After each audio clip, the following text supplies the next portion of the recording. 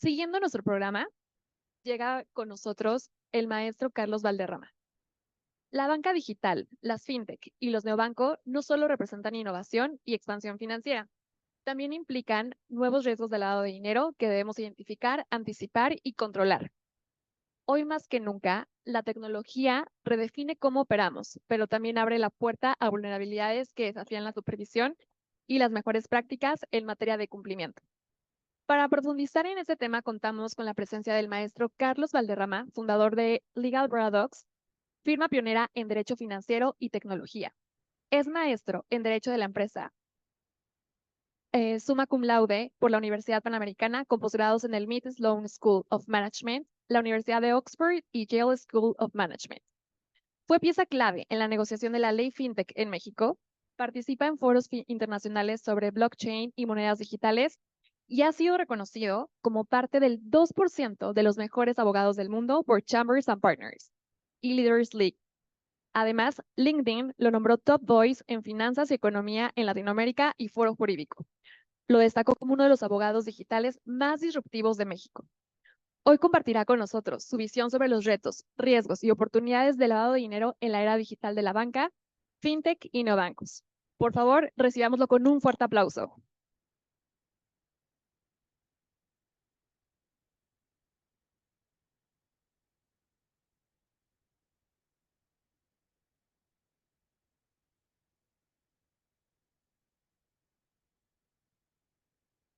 Hola a todos, muy buenos días. Antes que nada, muchísimas gracias por la invitación. Encantado de estar por acá. De antemano me disculpo, no soy un abogado tradicional, mucho menos normal. Entonces seguramente estaré hablando de cosas un poco extraordinarias, pero de cosas que son reales en este momento de la vida. Si de repente empiezo a hablar en arameo antiguo, que es una lengua romance muerta, por favor, díganme y trataré de abundar o explicar un poco más de lo que estoy hablando. El día de hoy no solo les quiero tratar de hablar del presente o del futuro, sino de lo que ya está pasando.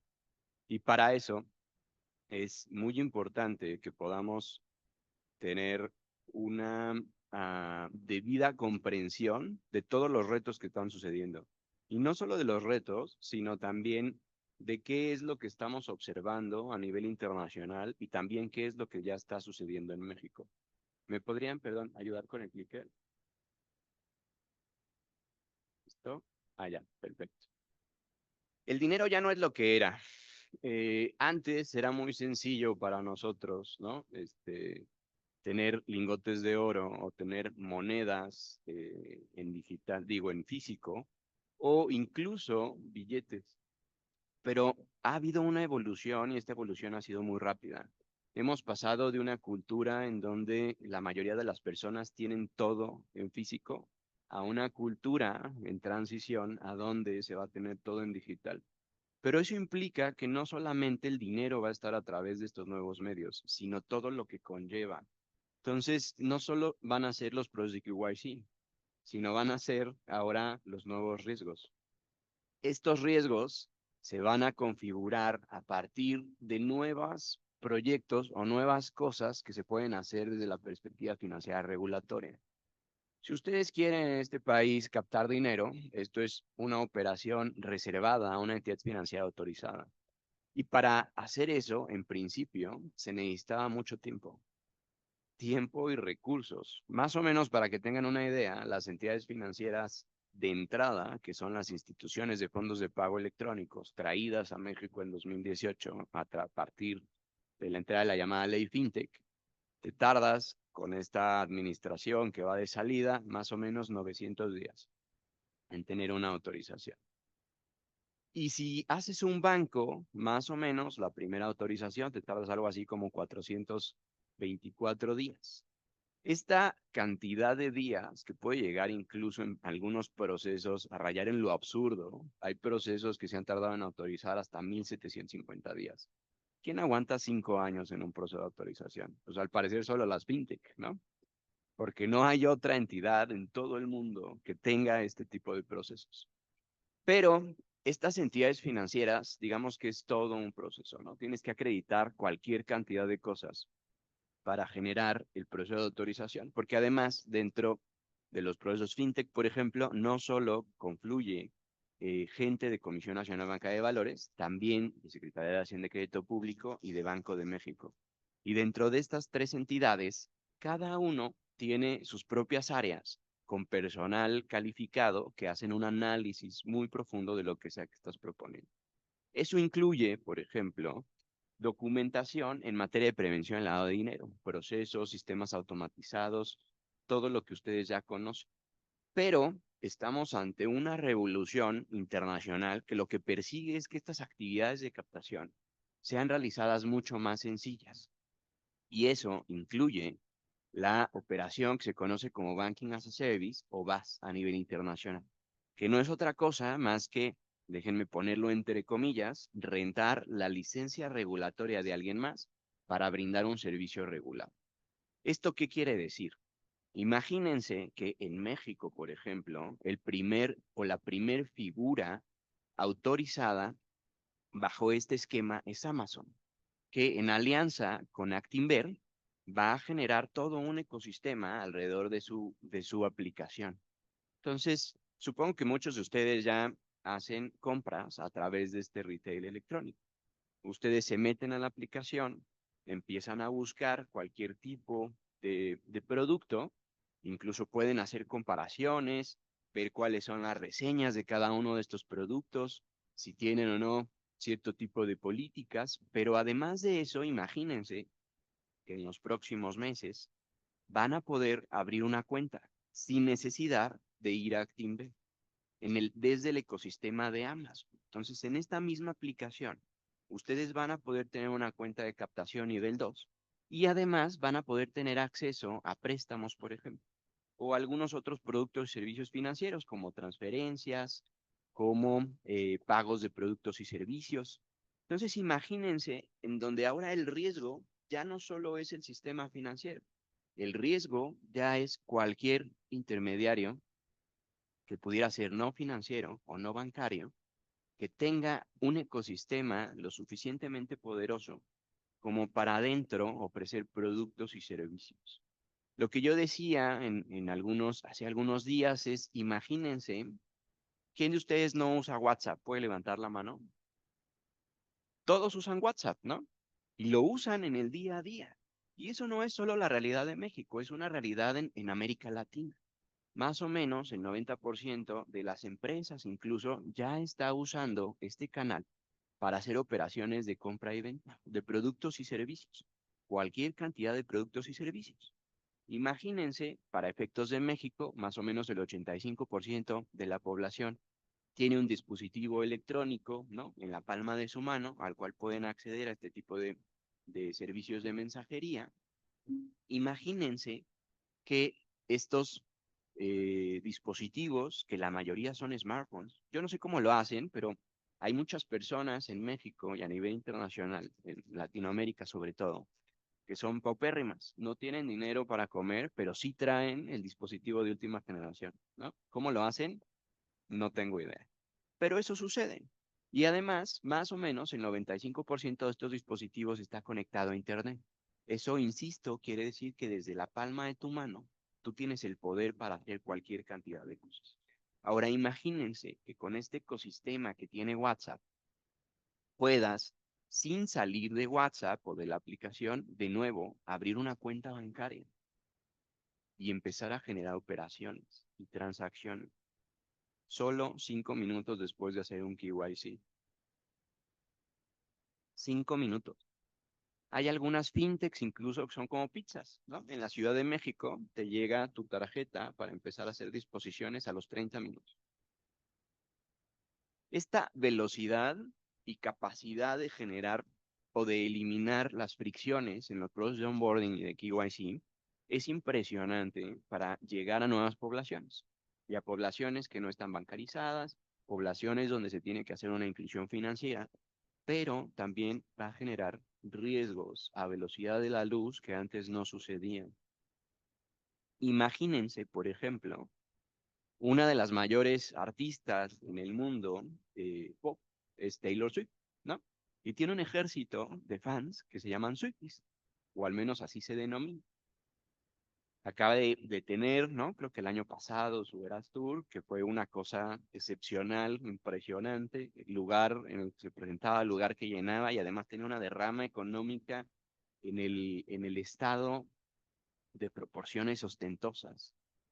Imagínense que Ocesa, que es la compañía que está detrás de los conciertos en México, que está detrás de, ¿cómo se llama esta página? Seguro no entro, pero que está detrás de Ticketmaster, de repente diga un día, ¿por qué no lanzamos una tarjeta de crédito para los Swifties? Y utilizamos un concierto de punta de entrada. Muchos de ustedes, o algunos, ¿no?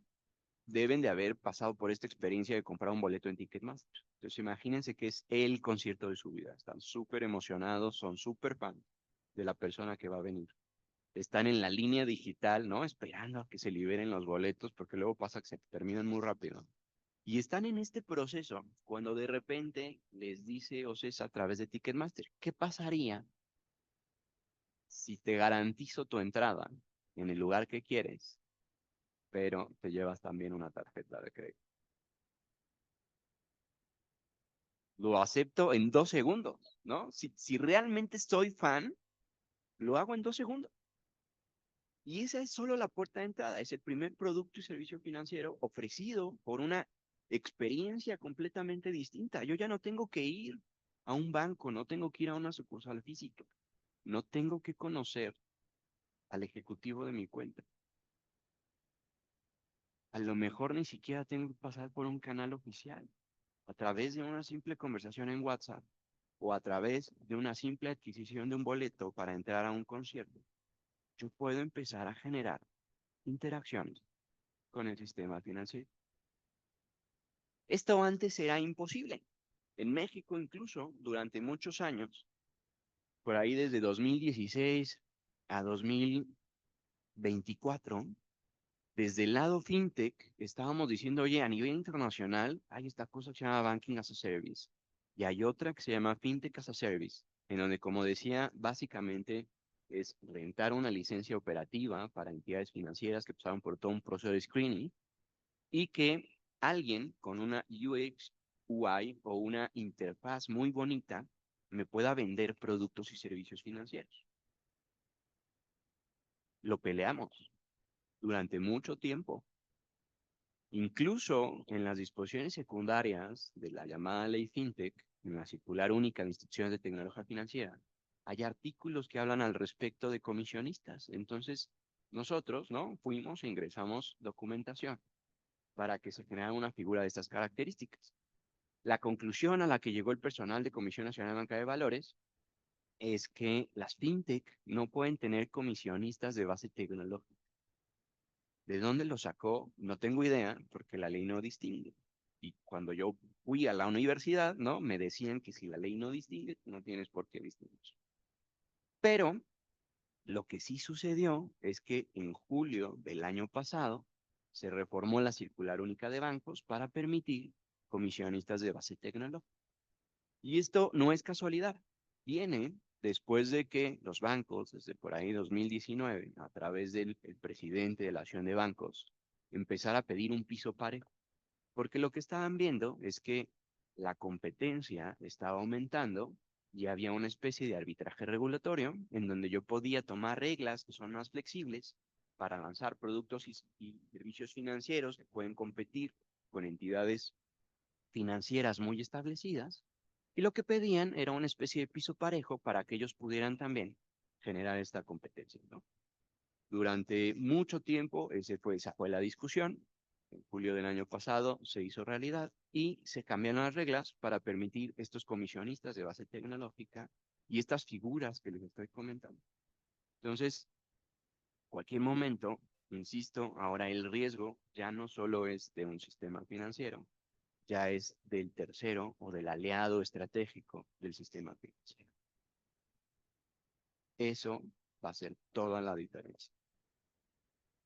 Más en un contexto geopolítico y económico como en el que estamos. Ya decían hace rato, hay una gran foco o una gran lupa de Estados Unidos, sobre todo de FinCEN, sobre lo que pasa en México. Fuera de que esto pueda ser una maniobra política para tener algún tipo de injerencia en la economía de México, eh, es un tema delicado, ¿no? En febrero de este año se cambia la calidad y ahora ya organizaciones del mundo criminal, eh, cárteles de la droga, pueden ser consideradas como organizaciones terroristas.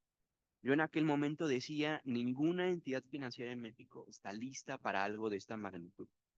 Y no porque no tengamos la capacidad para hacerlo, sino porque simple y sencillamente antes de eso el financiamiento al terrorismo no existía en México. No existía.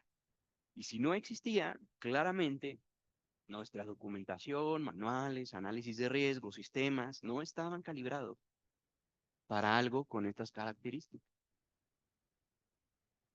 Y definitivamente no estamos listos para que FinCEN señale a entidades financieras mexicanas con presuntos conexiones con lavado de dinero y financiamiento al terrorismo. El cisma que se ha generado a partir de eso ha sido increíble, ¿no? Ahora estamos en modo supervivencia, en donde el objetivo es tratar de deshacer lo más rápido posible estas tres entidades financieras vendiendo sus activos para tratar de contener un riesgo sistémico y que corridas financieras o corridas bancarias o algunos otros riesgos no expandan al resto del sistema financiero. Entonces imagínense que el día de mañana ya no solo tenemos que hacer KYC o KYB, tenemos que hacer un análisis del cliente de nuestro cliente de nuestro cliente.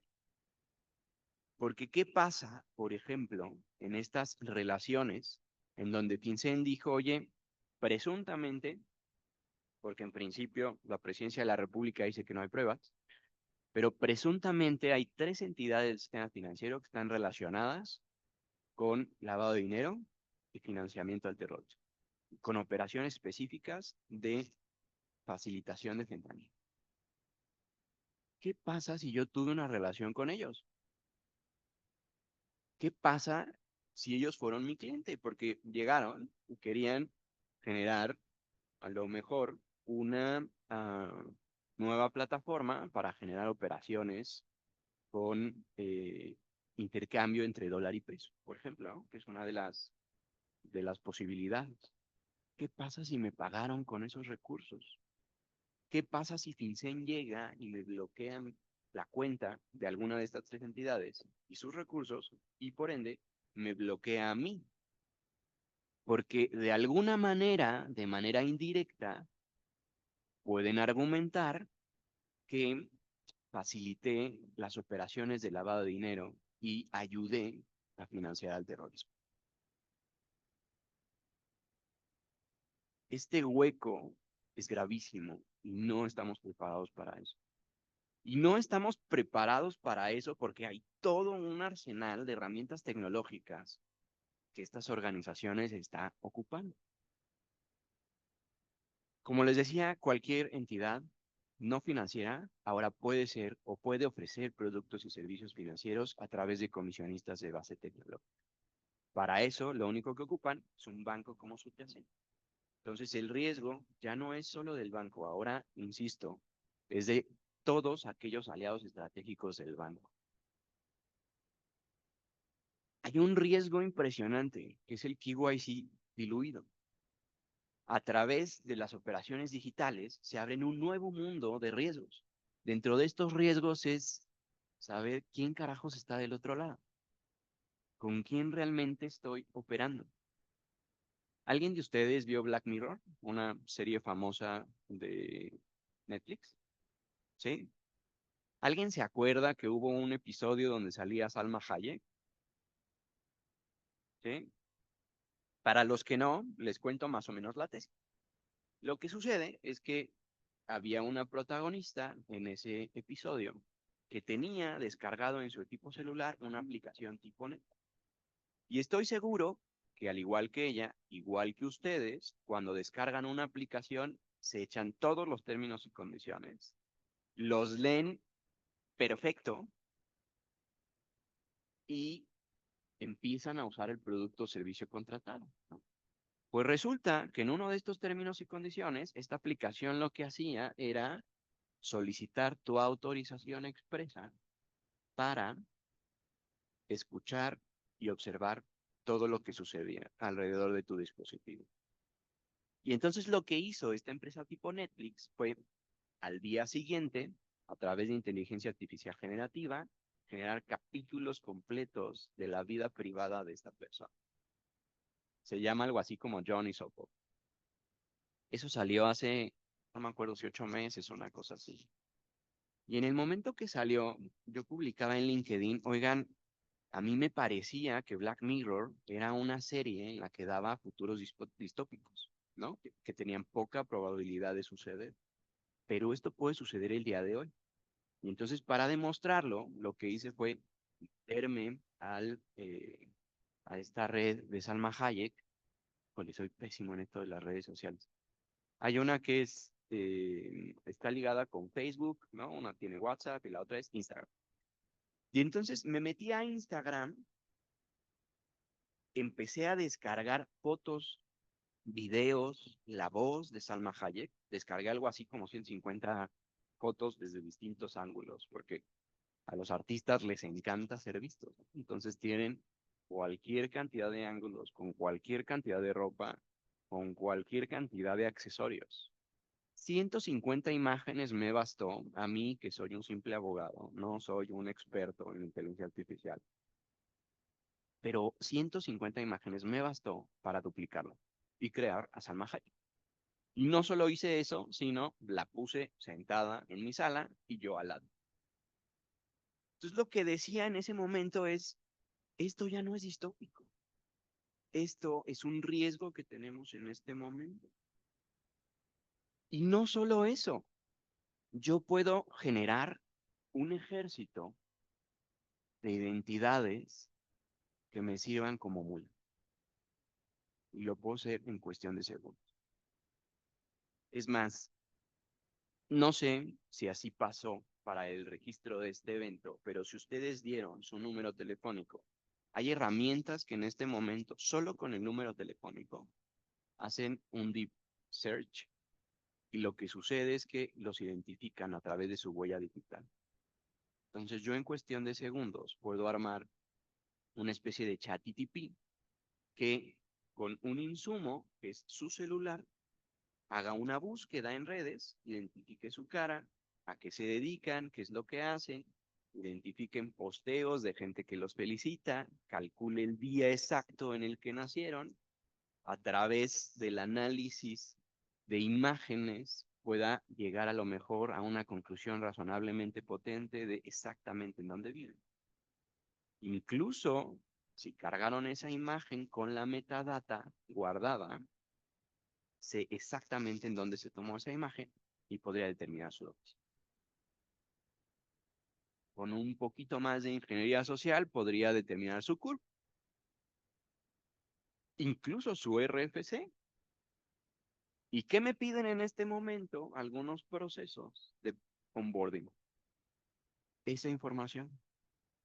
Incluso podría activar desde mi celular o desde mi computadora una VPN para decir que estoy en su domicilio. Y para que en el momento en el que la entidad financiera esté generando este proceso de KYC y me pida acceso a mi domicilio, vea que estoy efectivamente en el domicilio de ustedes. Es más, yo podría generar una prueba de vida con estos videos 360 en donde sustituya mi imagen por la imagen. Esto es tecnología de punta. Esto no está sucediendo mañana, está sucediendo desde hace año y medio.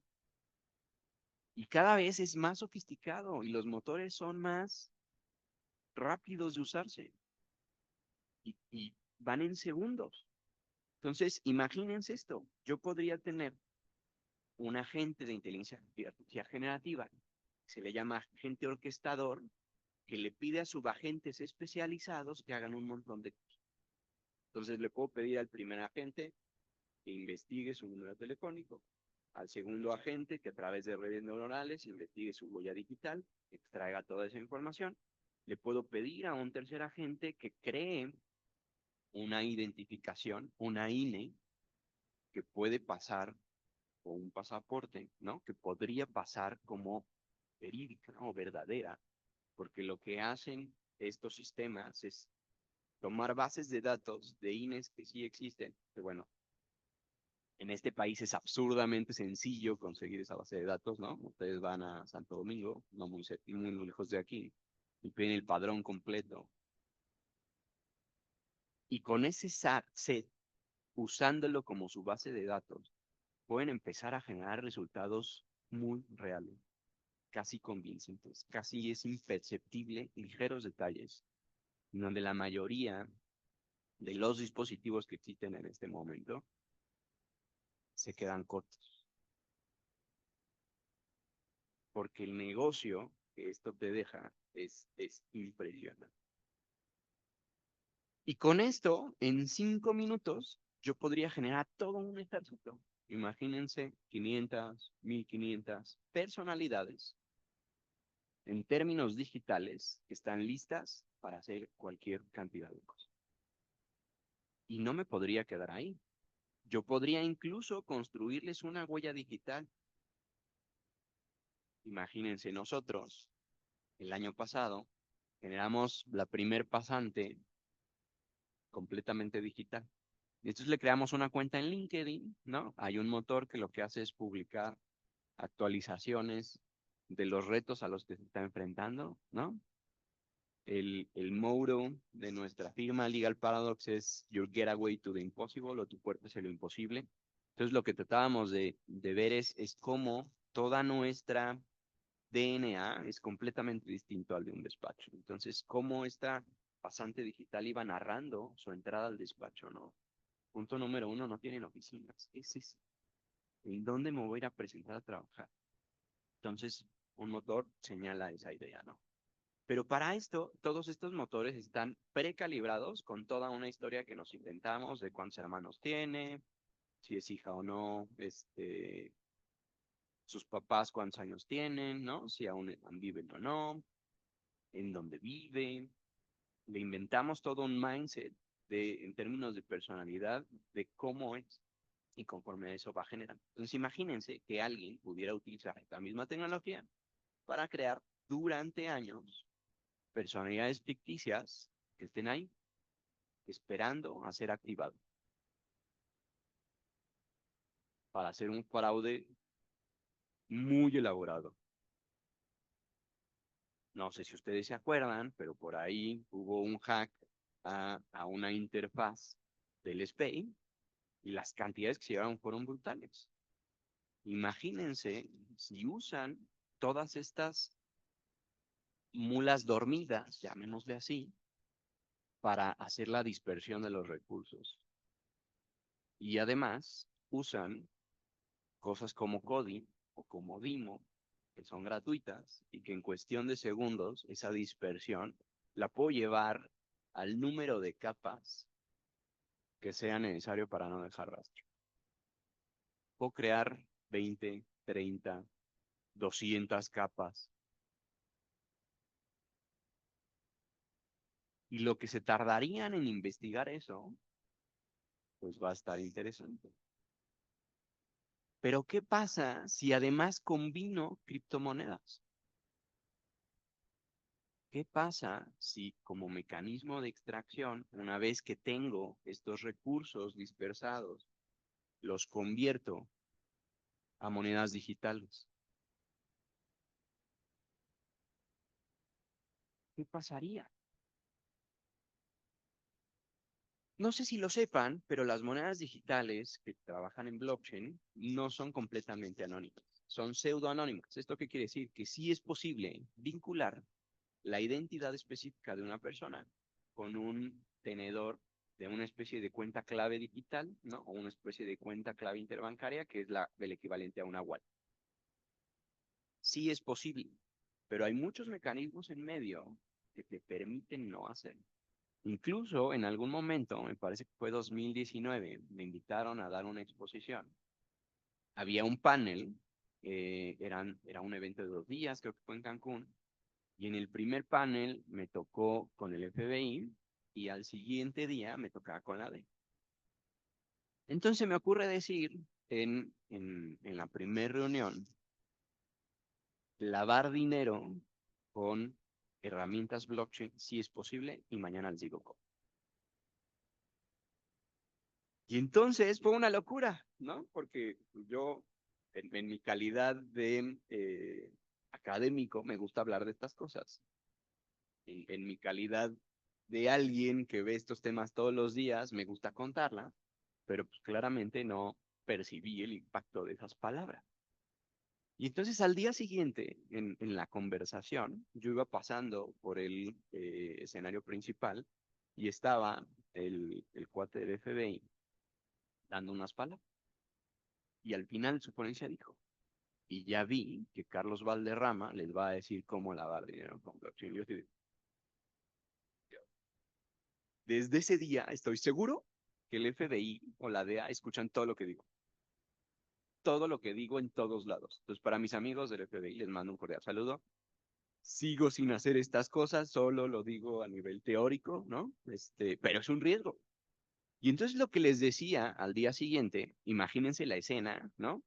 Era un panel, estaba sentado, creo que en un extremo, estaba la persona de la DEA y otras 2 personas que no me acuerdo quiénes eran. Y entra el cuate del FBI con 5 personas a los lados, ¿no? Todos enormes. Me hace, y yo, popo. Creo que ya no voy a decir nada. Pero bueno, es una realidad, ¿no? Que existen estas cosas. No podemos tapar el sol con un dedo. Y entonces hay unas cosas que se llaman mixers, que lo que sucede es, imagínense que yo hago un fraude, o hago lavado de dinero, o hago dispersión de recursos para, para el crimen organizado, para organizaciones terroristas, o para narcos en México. Y lo hago desde mi celular, tengo una wallet. Entonces yo quiero buscar el origen de esos recursos y lo mando a una especie, imagínense una licuadora, que lo que hace es tomar los recursos de un montón de fuentes, lícitas, ilícitas, ¿no? Empaquetarlos, mezclarlos, escupirte, lo que sea. Y entonces el bloque que te toca a ti, hay mecanismos para hacerlo, pero ya no es tan sencillo darle trazabilidad a eso. Y entonces, ¿en dónde quedó la bolita? ¿Cuál fue el bloque o el activo específico que sí estaba relacionado con actividades ilícitas y cuál el que no? Entonces, cuando sale, ahí podrías tener un principal lugar de buscar. Y luego existen una especie de cajeros automáticos, o kioscos, en donde tú vas y no hay ningún tipo de KYC. Y entonces tienes una salida, incluso puede ser en efectivo, y ya hiciste cualquier cantidad de operación. Entonces imagínense cómo todo esto puede generar un ecosistema poderosísimo para hacer operaciones de lavado de dinero y financiamiento de terror. ¿Cómo no estamos preparados para esto? Es más, yo podría generar un agente específico, habilitarlo con una wallet a nivel blockchain que tenga recursos cuya operación sea administrar y cuya operación sea ser la mente maestra de la organización criminal más grande del mundo. ¿Quién es el responsable desde la perspectiva legal? Cuando la responsabilidad directa no es algo que yo hice, yo solo creé una herramienta. Claro, me van a decir, bueno, es que también hay responsabilidad legal indirecta, subjetiva y objetiva. Entonces, esta responsabilidad se puede dar a partir de la creación del escenario idóneo para generar este tipo de responsabilidades, pero eso no lo dice el marco regulatorio en materia de prevención del lavado de dinero en este momento. Entonces, ¿qué pasa si yo genero este agente, le doy instrucciones específicas para crear otros agentes, le doy poder de conexión para generar identidades digitales dormidas que funjan como mulas y entonces que creen un imperio. El imperio, insisto, criminal más sofisticado del mundo. Y yo no hice nada. Yo solo di la instrucción inicial. ¿Yo soy responsable de ese lavado de dinero? Eso será algo, ¿no? Que nuestro nuevo equipo de jueces, así de sofisticado, deberá determinar. Y cuando estamos en un contexto en donde ya es un vanity contest, ¿no? Un esquema de popularidad para ver quién llega ahí, no sé si la decisión que tomen sea la mejor, pero el riesgo, insisto, está ahí. Entonces, en segundos puedo crear INES, en segundos puedo usar lo que sea que encuentre de ustedes. Es más, hace más o menos como un año, año y medio, tomé la imagen del presidente de Comisión Nacional de Banca de Valores e hice un video diciendo que en este momento Bitcoin iba a ser moneda de curso legal en México. Me tomó 5 minutos hacerlo. Claro, no le puse la voz oficial, ¿no? Para no generar controversias al respecto. Hice todos los disclaimers y salvedades diciendo que será un ejercicio para advertir del riesgo, ¿no? No estaba haciendo uso de la imagen para lucrar, ¿no? Más bien para advertir de la posibilidad de que esto sucediera. Pero esto puede pasar. Este podría ser, otra vez, el esquema específico para hacerlo. Creo una mula, genero un montón de identidades, las pongo en estado de espera. A todas estas les abro una cuenta utilizando inteligencia artificial generativa para todos los elementos de KYC que ustedes me puedan pedir como entidades financieras o como terceros aliados con entidades financieras. Hago la operación ilícita y simplemente fragmento y disperso fondos a niveles impresionantes en cualquier cantidad de capas que sea necesario, usando medios digitales, unos y ceros, en neobancos, en fintechs, e incluso bloques en cadenas de bloques blockchain, ¿no? En medios digitales. Así de sofisticado puede ser alguien hoy.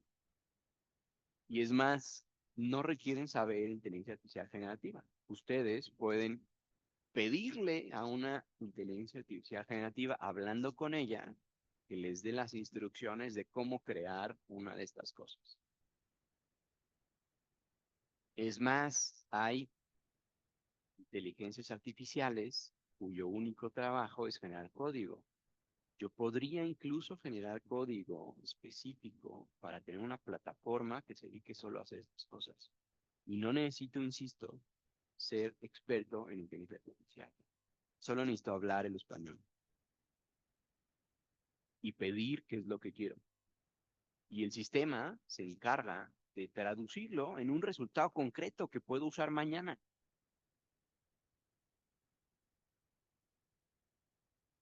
Este es el lavado de dinero 4.0. Este es un ecosistema en donde la inteligencia artificial, las criptomonedas, las mulas 4.0 y los esquemas de Banking as a Service o FinTech as a Service pueden hacer de las suyas. Y lo pueden hacer de maneras que antes no eran pensadas. El crimen ya está aquí y evoluciona a la velocidad de la tecnología. ¿Vamos a la misma velocidad? Y creo que ni las entidades financieras, ni la regulación, ni los jueces, nadie va a esa velocidad. Entonces, el riesgo es real. Hace rato, ¿no? Me decía la ponente anterior, oye, la inteligencia artificial se puede usar como un cuchillo, ¿no? Para cortar tu pan o para hacer daño. Y sí, la tecnología, en esencia, no es ni buena ni mala, ¿no? Más bien responde al grado de bondad o maldad de la persona que lo usa. Y yo puedo crear mecanismos impresionantes para prevenir el lavado de dinero y prevenir el financiamiento del terrorismo, pero también del otro lado se está usando la tecnología para exactamente lo contrario. Me gusta siempre dejar espacio para preguntas y respuestas. Estos temas, insisto, son muy complejos. Traté de poder darme a entender, pero si algo no quedó claro, estoy abierto a cualquier pregunta que puedan tener.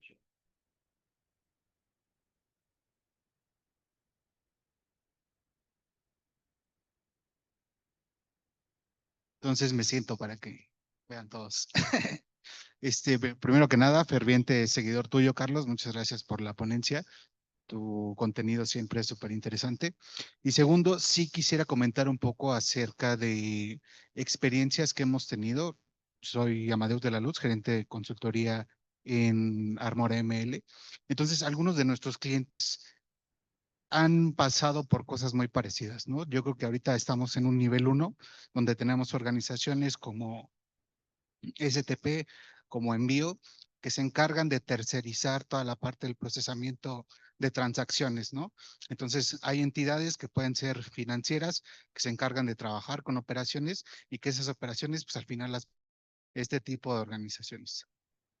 Siempre va a existir la duda de quién es el responsable real del KYC, ¿no? Si la empresa que está haciendo el levantamiento de la información o la empresa que está procesando las transacciones como tal. Entonces, yo creo que ahorita ambas organizaciones son responsables, tienen forzosamente que hacer el KYC, tienen que forzosamente hacer la parte de la vigilancia dentro de las listas negras, pero sale a colación derivado del tema de Banking as a Service, porque es un esquema muy similar, ¿no? Entonces va a entrar una organización que no tiene nada que ver con finanzas y que de repente va a rentar una licencia bancaria. Entonces, ¿quién será responsable realmente de realizar ese tipo de validaciones, ¿no? Y más allá de eso, ¿qué va a suceder cuando alguien como WhatsApp, como bien comentaste, que no tiene un levantamiento real de información, que no está asociado o que no trabaja con los catálogos que solicitan las diferentes autoridades para poder trabajar, por ejemplo, con una actividad económica? ¿Quién será responsable realmente de identificar a la persona, de procesarla y de verificar que esa persona está dentro de listas de vigilancia o no, ¿no? Entonces creo que conforme ha ido avanzando todo este tema de la innovación en la parte del sector financiero, pues sí han ido surgiendo este tipo de casos y que definitivamente ahorita creo que todos están, pues ni modo, ¿no? STP, un envío, o quien sea la organización, aunque se encargue de procesar, sí o sí tiene que hacer ese double check para que no caiga en un riesgo asociado a lo que comentabas también del FinCEN, ¿no? Entonces, lo mismo sucederá también en la parte del Banking as a Service, ¿no? El Banking as a Service, como parte de sus procedimientos, de sus políticas asociadas al tema de prevención del lavado de dinero, tendrá que hacer un double check de la información que puedan estar generando, pues, este tipo de organizaciones y más si este tipo de organizaciones, pues, no están acostumbradas a trabajar con ese nivel de escrutinio, ¿no? Entonces, sí quería como comentarlo, porque ya son experiencias que se están viviendo actualmente en el sector y precisamente sobre temas de prevención de lavado. Y entonces, ¿hasta qué nivel mi KYC tendría que ser? O sea, ¿cumplo con mi nivel básico de cara a mis relaciones directas? O también, insisto, como decía en la ponencia, tenemos que hacer un KYC sobre mis relaciones indirectas. Y si es sobre mis relaciones indirectas, ¿hasta qué nivel tendría que llegar? ¿Cuántas capas tendría que avanzar? Eso es una pregunta complicadísima. O sea, si bien es cierto, por ahí de 2019, financiero para la creación de una plataforma RegTech, que lo que hacía era conectarse de manera directa a los sistemas de las entidades financieras y en tiempo real jalar la información y no esperar a que las personas encargadas, llámale oficial de cumplimiento, o la persona que esté detrás, lo cargara a un formato y luego de ese formato subirlo, ¿no? Que en medio pudieran darse errores manuales. Si bien es cierto, eso estaba generándose, ¿no? Aún así, esa herramienta se quedaría en las gestiones que hizo esa entidad específica, no en los subprocesos que van, ¿no?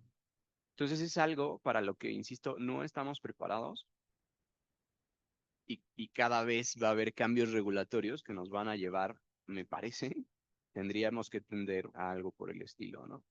Claro, todo esto se puede solucionar a través de mecanismos tecnológicos, ¿no? Como identidad digital descentralizada o self-sovereign identity, que son mecanismos en donde todos los elementos de mi identidad digital están asociados a una blockchain y están abiertos al público a través de mecanismos tan sofisticados como pruebas de conocimiento cero, en donde yo puedo probar que soy Carlos Valderrama sin la necesidad de decirles que soy Carlos Valderrama. ¿Esto cómo funciona? Les doy un dato que solo Carlos Valderrama sabría. Y con eso pruebo, sin probarles, que soy quien digo ser. Y esto solo se complica más, ¿no? Entonces, es algo que efectivamente es un gran riesgo e insisto, no estamos listos. Muchas gracias por tu comentario. ¿Hay alguna otra pregunta, comentario?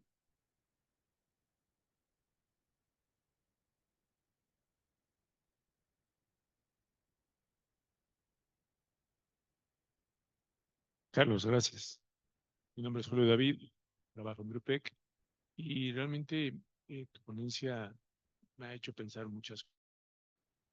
Primero de ellas es dónde estoy parado ahorita, dónde está mi información. Soy usuario de aplicaciones bancarias y qué riesgo tengo ya como individuo. Me hizo recordar tu ponencia, aquella película de Catch Me If You Can, de donde se puede, de Leonardo DiCaprio, basada en una historia real de Frank Abagnale Jr., que estafaba con cheques. Mi pregunta, Carlos, además de felicitarte por tu gran ponencia, es nuestro gobierno, nuestra sociedad, nosotros, ¿qué estamos haciendo para poder ir con esta corriente? Porque es una realidad y nos pone en la divergencia entre irme por el lado correcto o irme por un lado que se vaya abriendo. Hay guías, hay normatividad. Sin embargo, entiendo que, y si lo entiendo bien también, corrígeme si no está así, si no es así, que la autoridad va un paso atrás, por decir un paso, y la capacidad humana en ingenio e innovación dependerá mucho, como dijiste, de la ética, de la forma en que uno vea las cosas, ¿cierto? Entonces, mi pregunta, en dos vertientes, Carlos, ¿dónde estamos parados y qué está haciendo nuestra sociedad, México en particular? Y dos, es en lo individual, ¿qué conviene hacer? Porque sí, he comprado el Ticketmaster y si por ir al concierto o mi familia quiere un concierto donde los boletos son inaccesibles y me ofrece esto, el sí es muy tentativo, ¿no? Pero ya dejas ahí el control. Muchas cosas. Gracias, Carlos. Y fíjate, es impresionante lo que hemos vivido en los últimos años. Finales de 2017, principios de 2018, había un área de la presidencia de la República que se llama algo así como el área digital, no me acuerdo bien el nombre, soy pésimo con los nombres, pero bueno, desde aquí nos empezaron a buscar para tratar de generar innovaciones. Y ya estaba el proyecto de hacer la primera licitación en blockchain, que lo que tenía, la gran ventaja, era tratar de eliminar de tajo cualquier tipo de corrupción al respecto, ¿no? Ya estábamos viendo procesos desde 2015, si no mal recuerdo, con Secretaría de Hacienda y Crédito Público para usar inteligencia artificial y learning para detectar en dónde estaban los factureros. Hubo un montón de innovaciones que con el cambio de gobierno se perdieron. México en 2017, 2018, con la llamada ley FinTech, era potencia en estas cosas. Fuimos el primer país del mundo en emitir una ley al respecto. El resto de los países lo que hicieron fue modificar su regulación específica. Para nosotros el tema fue tan importante y tan trascendente, y los efectos en términos de inclusión financiera y de crecimiento económico eran tan potentes que se dedicó a hacer una ley específica al respecto. Pero insisto, hubo cambio de gobierno con otra mentalidad, otro paradigma, ¿no? Alguien dijo, nadie puede ganar más que yo. Eso generó en la práctica que los salarios y las prestaciones de los funcionarios públicos se redujeran a la mitad. Eso generó un éxodo masivo de talento, ¿no? Incluso uno de los ponentes que cierra el día de hoy, un gran personaje en materia de prevención de lavado de dinero, una eminencia en su área y en la secretaría, ya no está ahí. Porque cuando comparas las ofertas que te dan en el sector privado, lo que puede ser en el sector privado, pues no tiene nada que ver, ¿no? No hay manera de retener ese talento. Insisto, cuando estábamos trabajando en esta solución de RegTech para esta supervisión en tiempo real, ¿sabes qué les faltó y por qué no la implementaron? Presupuesto. No tenían recursos suficientes para contratar la licencia específica que les faltaba. Todo lo demás estaba armado, pero hay un problema, gran problema de presupuesto. E insisto, hay un gran problema de falta de talento. Estamos en un gobierno en donde en 2018 el legado era, vamos a ser Banco del Bienestar con sucursales físicas y vamos a ser el banco que más sucursales físicas tiene.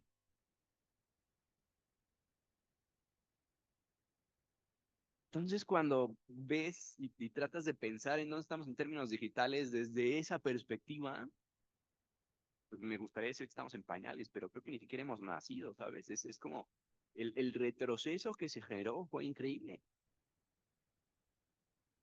Lo que no ha pasado en la iniciativa privada, ¿no? La iniciativa privada se ha seguido avanzando.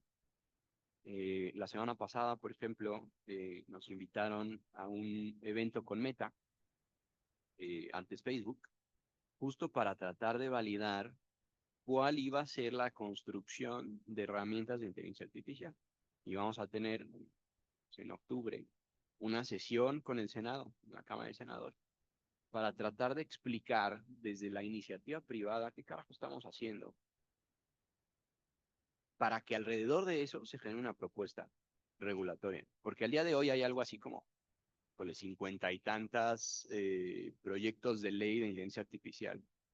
Pero de verdad es algo que tienes que regular. O sea, no tendríamos que partir de un principio de neutralidad tecnológica en donde, como decía, la tecnología no es mala ni buena en sí mismo, sino más bien el uso que se le da a ella. Entonces lo que tendríamos que hacer es regular ese uso, ¿no? Y eso razonablemente ya está.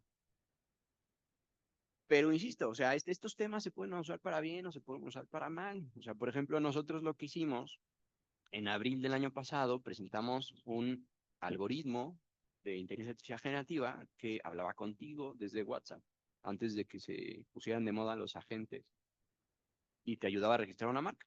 En cuestión de 5 minutos, te saltabas al abogado, te saltabas el pago de derechos, ¿no? Te cobraba en la misma aplicación, se conectaba al INPI para hacer la búsqueda de cosas parecidas, te hacía un análisis legal para validar si lo que estabas proponiendo era o no registrable, y presentaba la solicitud en tiempo real al INPI. 5 minutos. Y yo, insisto, no soy alguien técnico, soy alguien muy curioso, que me gusta investigar estas cosas y me gusta, ¿no? Cuando me meto a fondo. Pero no, mi profesión es abogado, no soy ingeniero. Sí me han preguntado, oye, seguro tú eres ingeniero, pero no, de algún defecto soy abogado. Pero el tema es, si yo puedo usar la tecnología para eso, la puedo usar para un montón de cosas. También usamos todo ese stack tecnológico que fue reconocido en la Universidad de Stanford y que luego nos llevaron a Tokio para presumir las herramientas legales que se hacían en Latinoamérica. Esta solución fue reconocida por el gobierno británico como un futuro unicornio. Estaban ofreciendo 2.5 millones de dólares para inyectarle capital a una evaluación de 12.5 millones Les dije, están locos, esto va muy rápido, ¿no? Mejor lo deshago y toda esa tecnología la ocupo para mi despacho. Y pasamos de llegar hasta 38 personas en personal, y ahora en mi despacho solo soy yo como abogado. Tengo un financiero, tengo una experta en PR, tengo una experta en recursos humanos, que ya no sé qué recursos humanos administran, y un abogado. 4 personas. Me deshice de una nómina de 900,000 pesos. Y la rentabilidad no tiene nada que ver con lo que estábamos jugando. Y luego usé toda esa tecnología para generar un algoritmo de machine learning y redes neuronales que lo que hace es detectar puntos de entrada en el sistema de valores de Estados Unidos. Entonces, todos los días yo tengo un bot que me avisa entre 5 y 20 acciones y más o menos los rangos de entrada. Lo que hace el bot es identificar puntos de quiebre hacia arriba o hacia abajo, y luego tengo todo un stack de agentes de inteligencia artificial generativa que sustituyen las funciones de un fondo de inversión. Entonces tengo un analista que está especializado en analizar sentimiento, otro que está especializado en hacer análisis cuantitativos, otro cualitativos, en fin. Incluso tengo uno de riesgos, ¿no? Y tengo un abogado junior y un abogado senior. Uno que genera cosas y otro que las revisa, ¿no? Y entonces, en el momento en el que, por ejemplo, me dice, oye, compra Tesla entre el rango de 285 a $300, que eso sucedió hace pocas semanas, todos estos agentes me mandan headlines o bullets, ¿no? Del análisis. Y entonces yo tomo decisiones de compra o de venta. Esto es un experimento que propuse en una universidad en México dando clases fintech. Y les dije una locura, les dije, cualquier persona en este mundo puede hacer un fondo exitoso. ¿Y qué crees? Este fondo, después de 46 semanas, empezó con 150,000 pesos y lleva 2,7 millones de pesos generados. Un rendimiento de 1,700%. Cuando gestores de fondos vieron estos resultados en LinkedIn, me dijeron, estás en droga. No está auditado. Le dije, bueno, pues te publico los estados de cuenta para que veas las operaciones. Te publico el desglose de todas las operaciones para que veas que esto es real. Entonces, lo que te quiero contar es, la tecnología tiene el potencial de eliminar nuestros trabajos, pero también de crear riqueza. Y en medio de eso, hay personas que la pueden usar para bien y personas que la pueden usar para mal. Y no estamos preparados para ninguno de los dos mundos. ¿Sí?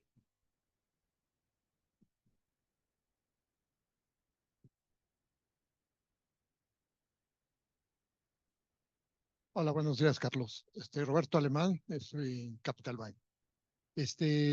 Yo soy una de las personas que, como bien mencionas, yo estuve del lado de la autoridad, y sí, en aquellos tiempos pues, la autoridad ahora sí era muy reconocida por el nivel de supervisión y de medición que se tenía en el sistema financiero. Ahorita actualmente pues sí ha bajado mucho su calidad, desafortunadamente. Y como mencionas que ahorita la inteligencia artificial está en un auge muy creciente. La otra vez fui a un evento también en donde participaron los de la comisión y mencionaron que utilizaban ya la inteligencia artificial para hacer análisis del sector financiero. Ahí lo preocupante es qué datos están metiendo en la inteligencia artificial, porque puede ser muy vulnerable para cualquier entidad, y más por todo lo que está pasando ahorita, por lo de la FinTech, de la FinCEN, perdón, de la FinCEN, pues puede ser rastreable muchas operaciones que deben de ser muy privadas, ¿no? Para cada una de las entidades. Ahí tu opinión, ¿cuál sería de que la autoridad, está bien que utilicen la inteligencia artificial, pero con candados o con límites para que no vayan a exponer a cualquier entidad y más a las personas que tienen operaciones con esas entidades financieras? Fíjate, hay varios temas, ¿no? Y hay que hacer como un análisis de todo lo que dices porque tiene demasiadas verticales. Lo primero que te diría es, en el mundo de inteligencia artificial hay un dicho que dice garbage in, garbage out, ¿no? Que no es otra cosa más que si tú le metes datos basura, vas a obtener resultados basura.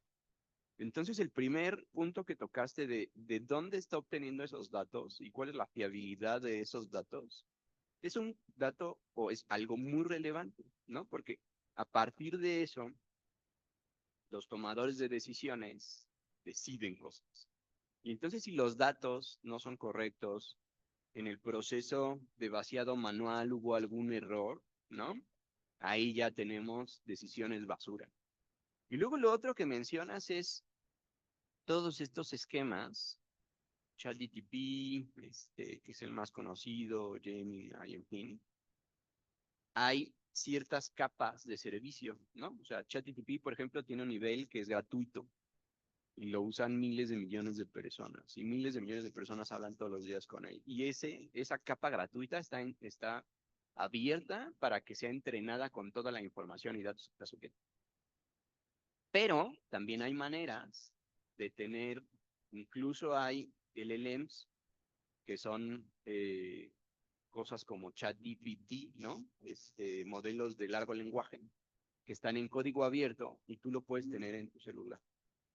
Entonces, ahí tienes una contención a la vulnerabilidad o no de tu dispositivo, ¿no? Entonces, sí hay maneras desde la perspectiva de ciberseguridad para reducir el riesgo de con quién o con qué estoy compartiendo la información. Por ahí Sam Altman, que es el creador de OpenAI y a su vez de ChatGPT, decía, oye, nuestros servidores gastan miles de millones de dólares todos los días por personas que en el prompt ponen gracias. Miles de millones de dólares. Y lo que él decía es, sí, dale las gracias. Nunca sabemos, ¿no? Si mañana eso va a ser bueno para ti. Porque estos agentes o estos sistemas están avanzando a una velocidad impresionante. O sea, yo me acuerdo haber usado por primera vez ChatGPT cuando salió y el resultado que obtienes ahora, bueno, la versión 5 tiene ahí problema, está medio chafa, pero los que están en medio son muy buenos y los análisis son impresionantes. O sea, como les comentaba hace rato, yo puedo tener en tiempo real análisis de mercado en tema de 5 minutos. Con los últimos datos, las últimas tendencias, las últimas noticias, 5 minutos. Y ese nivel yo lo puedo generar para hacer herramientas de supervisión, ¿no? No sé si les conté, pero en el despacho yo tengo un stack de agentes que en cuestión de semanas nos hacen expedientes completos para solicitar permisos, autorizaciones o concesiones. Procesos en los que yo necesitaba 8 abogados y más o menos entre 6 a 10 meses. Los puedo hacer solo con un supervisor y en cuestión de minutos. Entonces, hay un montón, insisto, de temas para los que no estamos preparados. Y que esa falta de talento haya salido en éxodo en términos masivos del regulador financiero es preocupante, ¿no? Banco de México es el único que, como tiene autonomía en todas las áreas, pues más o menos se quedó ahí. Pero el resto sí es un gran tema. Creo que ya no tenemos tiempo. Muchísimas gracias de nuevo por la Perdón, invitación. nos queda una última pregunta y con esto ya cerramos. Sí, perdón. Digo, más que pregunta, es un comentario asociado a lo que estábamos comentando hace un momento sobre inteligencia artificial.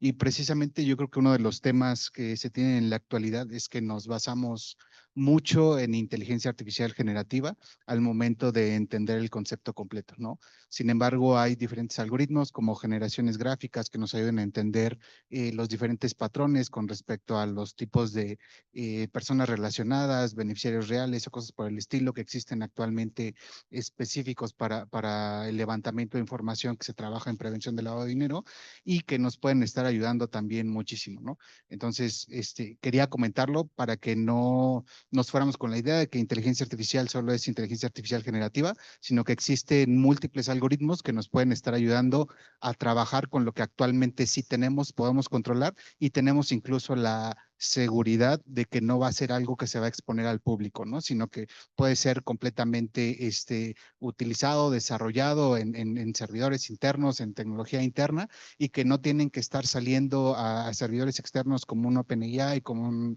Gemini o cosas por el estilo, para exponer esa información. Y obviamente en temas de ciberseguridad, pues nadie está absuelto de que nos puedan hackear y cosas por el estilo. Para eso existirán otros tipos de cosas que se pudieran hacer, pero específicamente para el tema del uso de algoritmos de inteligencia artificial, creo que vale la pena también mencionar todos los adicionales que existen, ¿no? Y que nos pueden estar ayudando a poder cumplir con toda la parte de prevención. Y además no solo eso, ¿no? También estamos cerca de la inteligencia artificial general, que es algo así como, en este momento, la inteligencia artificial lo que hace es descansar en datasets y encontrar relaciones en donde pueden existirlas, ¿no? Entonces, como está formado, por ejemplo, un LLM, si yo le digo la palabra él, lo siguiente que va a buscar es por predicción y estadística, la palabra que más vaya después de él en el conjunto de base de datos con el que fue entrenado. Entonces, en realidad no es que piense, ¿no? Es más bien encuentra relaciones preexistentes. Si hay algo de lo que no se ha hablado o no existe, eso no va a salir en un chat GPT. Pero sí estamos cerca de crear una inteligencia artificial general, en donde el proceso cognitivo y de razonamiento va a ser muy similar al del cerebro del ser humano. Entonces, como bien dices, no está solo la inteligencia artificial generativa, esa, digamos, es la que explotó el movimiento de inteligencia artificial en general, pero esto es algo que se lleva o ha tenido, ¿no? Mucha historia. Incluso nosotros en 2018 dimos un curso de inteligencia artificial a Banco de México en aquel entonces, ¿no? Con cosas que no tienen nada que ver con lo que existe ahora. Pero sí, el mundo es muy complejo y da para hacer maestrías al respecto y estar aquí semanas y meses, días enteros hablando de ello, pero ahora sí no tenemos tiempo. Muchísimas gracias por todo, encantado de estar por acá.